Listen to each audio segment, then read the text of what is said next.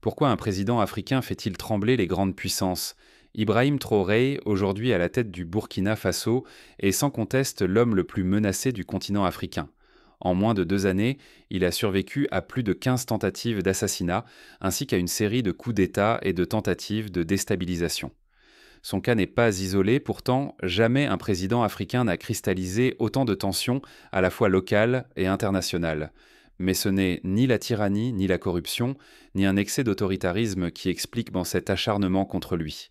C'est au contraire son refus catégorique de plier devant les intérêts étrangers, sa volonté inébranlable de défendre la souveraineté, qui l'ont placé dans la ligne de mire des puissants. Traoré refuse le vieux jeu imposé depuis des décennies par les anciennes puissances coloniales et les nouveaux acteurs de l'influence mondiale. Il brise la routine de soumission que tant de ses pairs, souvent sous la pression ou par lassitude, ont fini par accepter. Il ose réclamer une souveraineté totale pour son pays, refusant tout compromis sur les ressources nationales, le choix des alliances et même l'orientation culturelle de son peuple. Ce choix radical déclenche une hostilité rarement vue. Alliance politique contre lui, déstabilisation orchestrée depuis l'étranger, pression constante et tentative répétée de l'isoler sur la scène régionale comme internationale. Ce n'est pas un simple dirigeant autoritaire, ni un militaire de plus arrivé au pouvoir par les armes. Il incarne une rupture historique, un refus de céder à la fatalité de la dépendance. Son engagement, jugé extrême par ses adversaires, met en danger sa vie et fait peser une menace sur tout espoir d'un Burkina Faso libre et maître de son destin. Plus encore, c'est l'idée même d'une Afrique forte, indépendante et digne qui se retrouve attaquée à travers lui. Dans ce combat, la chute de Traoré pourrait signifier l'effondrement d'un espoir de souveraineté africaine pour une génération entière. Ce combat dépasse un homme. Il engage l'avenir de chaque nation du continent, leur droit à décider sans manipulation extérieure. C'est un jeu d'échecs où chaque coup contre Traoré vise en réalité à rappeler aux autres dirigeants africains qu'il existe des limites à ne pas franchir, sous peine de sanctions brutales. Mais qu'est-ce qui rend Traoré si subversif au point de déclencher une guerre globale contre lui? Pourquoi est-il devenu le symbole d'une rupture qui inquiète tant à Paris, à Washington, à Londres, mais aussi à Abidjan ou à Dakar? Pour comprendre cette hostilité, il faut plonger dans la stratégie inédite que Traoré a mise en place dès son arrivée au pouvoir. C'est là, dans ses choix concrets, que le vrai danger, selon ses ennemis, commence. Et pour saisir la portée de cette stratégie, il est nécessaire de revenir sur le contexte historique du Burkina Faso, mais aussi sur les grandes lignes de la politique africaine depuis l'indépendance. Depuis son apparition sur la scène politique, Ibrahim Traoré n'a cessé de provoquer des remous. Mais pourquoi attire-t-il autant de menaces, de haine et en même temps d'espoir brûlant? Ce n'est pas seulement sa personne qui dérange l'Occident, c'est l'idée qu'il incarne, une Afrique qui ne veut plus plier ni se contenter de miettes. Traoré ne représente pas le simple passage d'un dirigeant à un autre, ni un changement cosmétique de gouvernance. Il est la rupture même, le refus de décennies de tutelle étrangère pesant sur le Burkina Faso et, par extension, sur tout le Sahel. Son élection n'est pas une coïncidence du calendrier, mais le signal d'un basculement. En face, la France comme les États-Unis redoublent d'ingérence pour préserver leur pouvoir, sentant qu'un équilibre historique vacille. Derrière lui, l'Alliance des États du Sahel trouve enfin son leader. Traoré ne se contente pas de discours enflammés. Il donne corps à une Afrique indépendante et fière, déterminée à s'unir contre toutes les formes de domination. Lors du sommet Russie-Afrique, il a électrisé la jeunesse tout en jetant la panique chez les garants de l'ordre établi. Son intervention, retransmise en direct sur les réseaux sociaux, a été visionnée par des millions de jeunes Africains, qui y ont vu un appel à la dignité et à la résistance. Le contraste est frappant avec les sommets précédents, souvent marqués par des discours convenus et des promesses non tenues. Si tant de critiques et de menaces convergent sur lui, ce n'est pas un hasard. Dans la région, d'autres dirigeants comme ceux du Mali, du Niger ou du Tchad affrontent eux aussi des tempêtes, mais aucun n'incarne une telle menace pour l'ordre mondial. Traoré n'est pas un chef d'État de plus, il est le visage d'une révolution, d'une volonté farouche de briser les chaînes de la dépendance. En cela, il se rapproche d'autres figures historiques comme Patrice Lumumba au Congo, Kwame Nkrumah au Ghana ou Thomas Sankara, lui-même burkinabé, qui ont payé très cher leur volonté d'indépendance. L'enjeu africain dépasse désormais sa personne. C'est sur Traoré que repose la crédibilité, la force et l'avenir de tout espoir panafricain. S'il tombe, c'est un rêve entier d'émancipation qui s'effondre. S'il tient bon, il peut renverser les rapports de force et ouvrir une voie nouvelle vers l'autonomie. Cette responsabilité écrasante a peu d'équivalent dans l'histoire récente du continent. Mais cette posture radicale a un coût immense. Traoré gouverne assis sur un volcan, exposé à 1000 pressions, où chaque allié d'aujourd'hui peut se transformer en traître de demain. C'est dans cet environnement instable que commence la partie la plus périlleuse de sa présidence. Le danger n'est jamais loin. Alors que Traoré verrouille l'appareil sécuritaire, une série de manœuvres obscures menace déjà son cercle rapproché. Tout peut basculer d'un instant à l'autre. L'histoire africaine regorge d'exemples où l'ennemi n'était pas à l'extérieur, mais bien au sein du palais. De Mobutu à Kabila, de Sékou Touré à Blaise Compaoré, les trahisons internes ont souvent été fatales. Face à une guerre sans limite, Traoré tranche, il impose une réforme radicale, verrouille l'État comme jamais auparavant. Il sait que la moindre faiblesse, la moindre faille sera exploitée sans pitié. Les périls s'accumulent. Tentative de putsch, complot jusque dans l'intimité du palais, infiltration au sein même du premier cercle. Personne n'est à l'abri, pas même les alliés de la première heure. En moins de 2 ans, Traoré a survécu à plus de 15 attentats, du jamais vu sur le continent, sauf peut-être dans les périodes les plus sombres du Libéria ou de la République démocratique du Congo. Désormais, pour lui, la survie n'est plus affaire de force armée, mais de loyauté. Il exige une fidélité inébranlable, sans compromis. Le nouveau régime s'ancre sur la refonte totale de la garde présidentielle. Ce n'est plus l'ancien corps d'élite. Chaque soldat, chaque officier doit prouver son engagement, non seulement envers le chef, mais surtout envers la souveraineté nationale, érigée en dogme suprême. La sélection devient impitoyable. Dossiers passés au crible, famille, idées, écoles, réseaux à l'étranger. Rien n'échappe à la vérification, pas même la plus infime connexion suspecte. Les proches sont interrogés, les communications auscultées, les réseaux sociaux disséqués. Au moindre doute, la porte se ferme sans appel. Pour comprendre l'ampleur du processus, il faut imaginer des enquêtes qui vont jusqu'à interroger les voisins d'enfance, analyser les trajectoires scolaires, voire consulter les archives étrangères pour déceler la moindre faille. La surveillance s'étend partout. Les généraux eux-mêmes, longtemps intouchables, sont désormais scrutés. Caméras, écoute, mais surtout un réseau national de communication, chiffré, traçable à chaque instant. Chaque message, chaque appel, chaque donnée passe par ce système. Au moindre signal suspect, l'alerte tombe. Plus aucun secret ne glisse entre les mailles. Cette méthode rappelle les pratiques de sécurité mises en place à Cuba après la Révolution, ou en Israël, où l'on considère que la survie de l'État dépend de la vigilance de chacun. Au centre du dispositif, une agence de contre-espionnage interne gonflée, repensée. Sa mission, traquer la moindre faille de loyauté, sonder la sincérité des chefs, débusquer la duplicité. La trahison ne pardonne plus. C'est l'exclusion immédiate, l'effacement pur et simple. Pour renforcer cette vigilance, Traoré s'est inspiré des modèles de sécurité soviétiques, tout en adaptant les méthodes à la réalité burkinabé. Les agents sont recrutés sur la base de leur discrétion, de leur intégrité, mais aussi de leur attachement à l'idée de souveraineté. Mais la sécurité déborde des casernes. Traoré veut un État où chaque citoyen vigilant forme un rempart. Ainsi naît l'initiative VDP, des civils devenus sentinelles, formés, connectés, veillant sur tout le territoire. Des villages isolés jusqu'au faubourg de Ouagadougou, ce réseau d'alerte fonctionne nuit et jour, signalant la moindre anomalie. On peut comparer ce système à celui de la défense populaire, utilisé en Angola durant la guerre de libération, ou au réseau d'autodéfense communautaire créé au Venezuela lors des périodes de tension. Pour verrouiller davantage, un système biométrique national est instauré. Désormais, chaque militaire, chaque agent, chaque membre des VDP, mais aussi tout civil jugé suspect, est fiché, identifié, suivi. Ce filet vise à étouffer toute infiltration à la racine avant qu'elle ne menace le cœur du pouvoir. Ce type de dispositif a été expérimenté ailleurs, notamment en Inde dans la lutte contre le terrorisme, ou au Rwanda pour contrôler le retour des milices hostiles après le génocide. Ce basculement sécuritaire est un pari. Trop de contrôle et la confiance populaire vacille, l'isolement guette. Trop peu et la révolution s'effondre sous le poids des divisions. Pour Traoré, choisir c'est simple, verrouiller ou tomber. Il sait que l'histoire n'accorde pas de seconde chance aux faibles. Pourtant, même derrière cette muraille de vigilance, une autre bataille s'annonce, celle de l'information, et surtout celle de la désunion. Car aujourd'hui, l'arme la plus redoutable n'est plus nécessairement la Kalachnikov, mais bien la rumeur, la désinformation, la manipulation médiatique. L'ennemi ne frappe plus seulement avec des armes, mais avec des mots, des rumeurs et des images. La guerre invisible s'infiltre au cœur des foyers, menaçant d'éroder la cohésion que Traoré cherche à imposer. Cette guerre psychologique n'est pas nouvelle. On l'a vu à l'œuvre en Libye contre Kadhafi, en Côte d'Ivoire lors de la crise post-électorale, ou encore dans les campagnes de déstabilisation en Syrie. Mais au Burkina Faso, elle atteint une intensité inédite. Aujourd'hui, le champ de bataille le plus dangereux n'est plus fait de tranchées ou de balles. Il est invisible, mouvant, une guerre médiatique où chaque mot, chaque image, chaque silence peut décider du sort du Burkina Faso.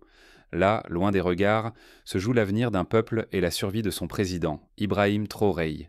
La presse occidentale mène des campagnes coordonnées de désinformation. On accuse Traoré d'autoritarisme, de détournement, d'ethnicisme. Des médias relaient sans preuve des rumeurs de pillage de l'or national ou de répression ciblée contre les Peuls. À titre d'exemple, un grand quotidien européen a récemment publié un dossier à charge s'appuyant sur des sources anonymes pour affirmer que le Burkina Faso s'apprêterait à expulser des ONG humanitaires. Cette information, relayée par des milliers d'internautes, s'est révélée infondée. La bataille du récit s'intensifie bien au-delà des frontières. Les diasporas africaines, souvent désinformées ou manipulées, se font l'écho de ces attaques. Sur les réseaux sociaux, des influences étrangères orchestrent la division, sapant la confiance populaire et dressant les communautés les unes contre les autres. L'opinion publique, déjà ébranlée, chancelle sous le poids de ces offensives incessantes.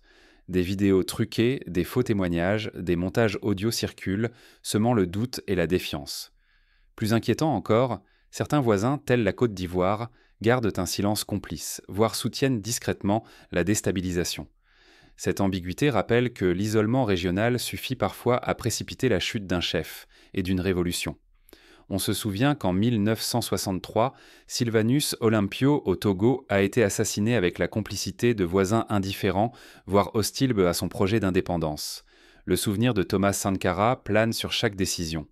Lui aussi trahi de l'intérieur, a payé de sa vie pour avoir défié la dépendance. Ce spectre hante Traoré. Il sait que la trahison la plus dangereuse vient de ses propres rangs. Pour s'en prémunir, il multiplie les tests de loyauté, les audits de confiance et fait organiser des dialogues de vérité, où chaque ministre doit rendre compte de ses liens et de ses convictions. Désormais, la véritable bataille n'a plus lieu dans les casernes ni dans les palais. Elle se livre pour le contrôle du récit, la confiance de la population et l'alliance panafricaine.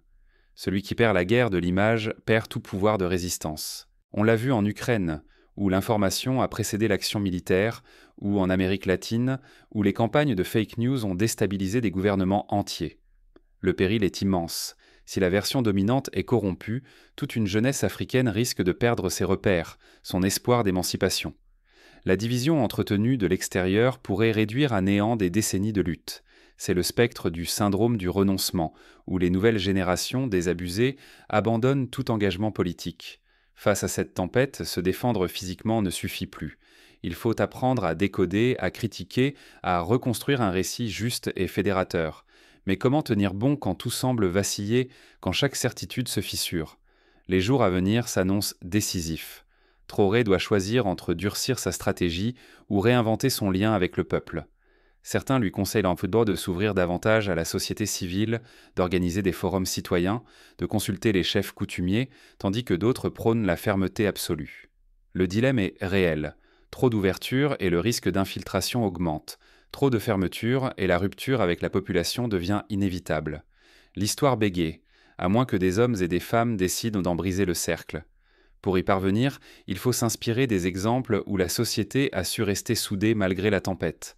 En Afrique du Sud, la lutte contre l'apartheid a montré que la persévérance, l'éducation populaire et la solidarité peuvent triompher de la propagande la plus féroce. Au Burkina Faso même, la résistance contre la dictature dans les années 90 a reposé sur une union sacrée du peuple. Pour l'Afrique, la vraie rupture commence par une certitude. La souveraineté ne se donne pas, elle s'arrache de hautes luttes et se protège chaque jour. Aucun pouvoir extérieur, aucune élite locale n'offrira jamais la liberté sur un plateau. Il faut la saisir, la défendre, parfois au prix fort. C'est la leçon que livre l'histoire de tous les peuples ayant conquis leur indépendance. Le Vietnam, l'Algérie, le Mozambique, tous ont dû payer un prix élevé. La première étape, c'est c'est la vigilance. Dans l'océan de rumeurs, de propagande et de demi-vérités, l'arme la plus précieuse reste l'esprit critique. Refuser les récits prémâchés, qu'ils viennent de médias occidentaux ou de relais nationaux, c'est déjà opposer une résistance. Il faut privilégier les analyses enracinées dans la réalité burkinabé, écouter les voix du terrain et accepter que la vérité dérange souvent plus qu'elle ne rassure. Pour cela, des ateliers d'éducation aux médias ont été lancés dans plusieurs quartiers de Ouagadougou, où des jeunes apprennent à vérifier les sources, à analyser les images, à détecter la manipulation. Mais la souveraineté n'est pas qu'une idée. C'est une discipline quotidienne, une solidarité en acte, une capacité à encaisser l'adversité et à réagir. Traoré, par ses politiques tranchées, rappelle que défendre une nation suppose parfois des sacrifices personnels, des choix impopulaires et la remise en cause de ce qui paraissait immuable. À titre concret, il a instauré une politique de préférence nationale dans la commande publique, même au prix de tensions avec certains partenaires étrangers. Les détracteurs ont raison sur un point. Ces réformes ne sont pas des modèles idéaux. Elles sont la riposte d'un peuple menacé d'effacement. Quand tout s'accélère, il ne reste que deux chemins, subir et disparaître, ou risquer et transformer le destin. Traoré a opté pour le risque, posant la question à chaque citoyen. Cette philosophie rappelle celle de Nelson Mandela, qui affirmait « Je ne perds jamais. Soit je gagne, soit j'apprends. » Il n'y a pas de neutralité possible. Choisir le confort de la soumission, c'est n'obtenir qu'un sursis trompeur. Oser la liberté, c'est accepter l'incertitude, mais aussi la promesse d'un avenir à bâtir. Ne rien choisir, c'est déjà céder. Pour aider chaque citoyen à s'engager, des initiatives locales ont vu le jour. Coopératives agricoles, comités de vigilance, radios communautaires, autant d'outils pour renforcer la souveraineté à la base. Si personne n'agit, chaque occasion de rupture se noie dans le silence ou les faux-semblants. La vraie indépendance se mérite par l'effort lucide, l'inconfort du doute et la responsabilité partagée. Il est frappant de constater que dans certains quartiers pauvres de Ouagadougou, des femmes se sont organisées en brigades de veille, veillant sur la sécurité et la cohésion sociale, montrant que la souveraineté commence dans les actes du quotidien. Au bout du compte, tout se résume à la question de la responsabilité. Qui voulons-nous devenir et quel héritage offrirons-nous à la génération future ? C'est là que se joue le véritable enjeu de la présidence Traoré. Non pas sa survie individuelle, mais la capacité d'un peuple à reprendre en main son destin, à refuser la fatalité. Le choix de Traoré ne laisse personne indifférent. Face à la tempête, chacun doit décider où placer sa loyauté et quel prix il est prêt à payer. Les exemples de Patrice Lumumba, de Thomas Sankara ou de Kwame Nkrumah montrent que l'histoire ne retient pas seulement les vainqueurs, mais aussi ceux qui ont osé défier l'ordre établi, parfois au prix ultime. L'Afrique a trop longtemps attendu son Traoré. Combien de temps encore avant que l'histoire ne bascule vraiment ? Est-ce à cette génération d'assumer le virage, ou la laissera-t-elle filer, enchaînant ainsi ses enfants à une dépendance sans fin ? Si chaque citoyen refuse d'agir, alors l'avenir sera écrit ailleurs, loin des réalités africaines. Il ne s'agit plus d'une abstraction politique. C'est le cœur même du combat, celui pour l'autodétermination réelle, celui qui refuse qu'une fois encore, l'Afrique soit dépossédée de son avenir. Chaque recul, chaque compromis accepté sous la menace, c'est une décennie perdue, une jeunesse sacrifiée. Pour éviter cela, des campagnes d'information positive sont menées dans les écoles, afin de réhabiliter la mémoire des héros africains et d'enseigner la valeur de la souveraineté.